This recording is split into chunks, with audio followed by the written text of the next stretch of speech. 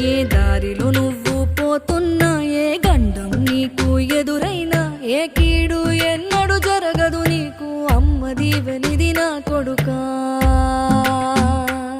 ఈ దిక్కులు నీతో కదిలేను, ఆ చుక్కలి దిష్టి తీసేను, ఏ గాలి ధూళి సోకదు నిన్ను, అమ్మ దీవెనిది నా కొడుకా.